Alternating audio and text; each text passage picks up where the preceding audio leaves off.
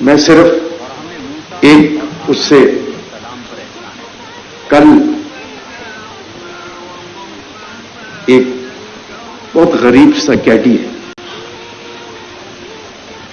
اس کیڈی نے مجھ سے پوچھا کہ جی یہ بتائیے کیا حالات ٹھیک ہو جائے گا؟ اب یہ بالکل نہ یہ پڑھا لکھا ہے، ایک غریب کیڈی ہے جس کے سارے دن میں جو کوئی اس کو ملتا ہے وہی اس کی مزدوری ہے۔ تو میں نے اس سے پوچھا، میں نے کہا تم مجھے یہ بتاؤ، تم محلے میں بھی پھرتے ہو، ہر جگہ پھرتے ہو، کیا ہمارے اقدار سوسائٹی کے آج وہ اصولوں پہ اور سچائی پہ اور وہ اسپونٹینیسلی ہاسپٹل؟ اس نے کہا یہ سچائی کا دور نہیں۔ دیکھیں سچ سب کو پتا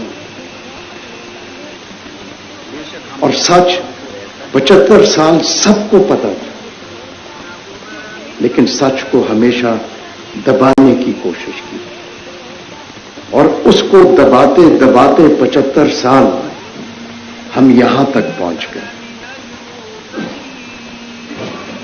میں اپنے آپ کو اس قابل نہیں سمجھتا کہ میں کسی کورٹ رپورٹر کو بتاؤں کہ اس کے اصول کیا ہے۔ جیسے میں نے کہا ان کو مجھ سے زیادہ بہتر پتا ہے، لیکن میں بحیثیت جج یہ کہہ سکتا ہوں کہ ہمیں اگر کوئی غلط بھی کہتا ہے، کوئی اگر یہ بھی کہتا ہے، میں تو ٹیلی ویژن پہ دیکھا میرے بارے میں کسی نے کہا کہ جی وہ تو واٹس ایپ پہ کسی کے ساتھ تعلق میں رہتے تھے، میں ہنس پڑا،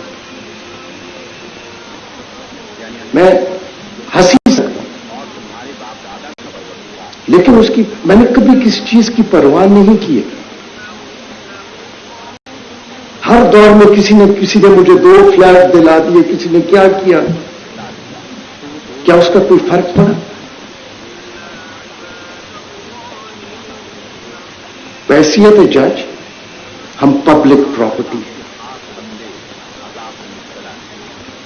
ہم اچھے ہیں یا برے ہیں، وہ ہمارے فیصلے ایک فیصلہ نہیں، اوور دی ایئرز اپنے کریئر میں جو کچھ کریں گے وہ خود بخود وہ سچائی سامنے آ جائے گی۔ لیکن کبھی بھی عدلیہ کو، کبھی بھی کسی جج کو یہ سوچنا ہی نہیں چاہیے، یہ اٹمپٹ ہی نہیں کرنی چاہیے کہ وہ اظہار رائے کو یا کسی کورٹ رپورٹر کو منع کرے یا انفلوئنس کرے کہ اس نے کیا کرے۔ یہی ہمیں آزادی دلا سکتی ہے، یہی ہمیں صحیح راستے پہ ڈال سکتی ہے۔ سچائی سچائی ہی رہتی ہے، جھوٹ جتنا بھی بولا جائے آخر میں سچ ہی پریویل کرتا ہے۔ اگر اظہار رائے 75 سال اس کی قدر کی ہوتی، ہم نے اظہار رائے کو ہم نے صحیح معنوں میں پنپنے دیا ہوتا تو نہ پاکستان 2 لاکھ ہوتا، نہ ہمارے لیڈر جو ہیں وصولی پہ چڑھ۔ اس لیے یہ صرف عدلیہ کا کام نہیں ہے، یہ آپ سب کا بھی کام ہے، یہ ہر شہری کا بھی کام ہے۔ اظہار رائے ہوگا تو ہم ایک عظیم قوم بن سکتے ہیں اور یہ آئین جو ہے یہ اپ ہولڈ ہوگا۔ اور میں آپ کی اس کاوش کو یقیناً میں بہت ہی قدر کی نگاہ سے دیکھ سکتا ہوں۔ جاتے جاتے ایک آخری 2 چیزیں بتا دیں۔ 18ویں ترمیم جب ہوئی تو بہت ساری قوتیں 18ویں ترمیم کے مخالف تھیں، اور اس وقت ایک تاثر ہوا کہ سپریم کورٹ اس 18ویں ترمیم کو اسٹرائک ڈاؤن کر دے۔ تو ایک کورٹ رپورٹر نے مجھے ٹیلی فون کیا، میں وکیل، اس نے ابھی ٹیک اپ نہیں ہوئے تھے وہ کیس، تو انہوں نے کہا آپ کے خیال میں سپریم کورٹ کیا کرے؟ میں نے کہا سپریم کورٹ اس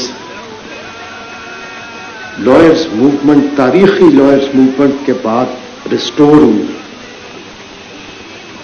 سپریم کورٹ کو سوچنا بھی نہیں چاہیے کہ وہ کسی آئینی ترمیم کو چھیڑے۔ میں نام نہیں لینا چاہتا ہوں اس کورٹ رپورٹر کا، وہ ریکارڈ کا حصہ ہے اس لیے بتا۔ تو اس نے کہا نہیں، اس نے میرے ساتھ بحث شروع کر دی۔ میں نے کہا دیکھیں میرے ساتھ بحث نہ کریں، میرا اپنا ایک پوائنٹ آف ویو۔ اگلے دن مجھے کسی نے فون کیا صبح صبح، اس نے کہا فلاں اخبار دیکھو اس میں ہیڈ لائن لگی ہے تمہاری۔ میں نے کیا کیا جو میری ہیڈ لائن؟ وہ ہیڈ لائن یہ لگی تھی، اتھر تھریٹنز دا سپریم کورٹ۔ تو اعتزاز صاحب مجھے شام کو ملے، میں نے کہا انہوں نے یہ پوچھا کہ 18ویں ترمیم اگر اسٹرائک ڈاؤن ہوگی تو آپ کیا کریں گے؟ تو بہت ساری قوتیں 18ویں ترمیم کے مخالف تھیں، اور اس وقت ایک تاثر ہوا کہ سپریم کورٹ اس 18ویں ترمیم کو اسٹرائک ڈاؤن کر دے۔ تو ایک کورٹ رپورٹر نے مجھے ٹیلی فون کیا، میں وکیل، اس نے ابھی ٹیک اپ نہیں ہوئے تھے وہ کیس، تو انہوں نے کہا آپ کے خیال میں سپریم کورٹ کیا کرے؟ میں نے کہا سپریم کورٹ اس لائرز موومنٹ، تاریخی لائرز موومنٹ کے بعد ریسٹور ہوئی، سپریم کورٹ کو سوچنا بھی نہیں چاہیے کہ وہ کسی آئینی ترمیم کو چھیڑے۔ میں نام نہیں لینا چاہتا ہوں اس کورٹ رپورٹر کا، وہ ریکارڈ کا حصہ ہے اس لیے بتا۔ تو اس نے کہا نہیں، اس نے میرے ساتھ بحث شروع کر دی۔ میں نے کہا دیکھیں میرے ساتھ بحث نہ کریں، میرا اپنا ایک پوائنٹ آف ویو۔ اگلے دن مجھے کسی نے فون کیا صبح صبح، اس نے کہا فلاں اخبار دیکھو اس میں ہیڈ لائن لگی ہے تمہاری۔ میں نے کیا کیا جو میری ہیڈ لائن؟ وہ ہیڈ لائن یہ لگی تھی، اتھر تھریٹنز دا سپریم کورٹ۔ تو اعتزاز صاحب مجھے شام کو ملے، میں نے کہا انہوں نے یہ پوچھا کہ 18ویں ترمیم اگر اسٹرائک ڈاؤن ہوگی تو آپ کیا کریں گے؟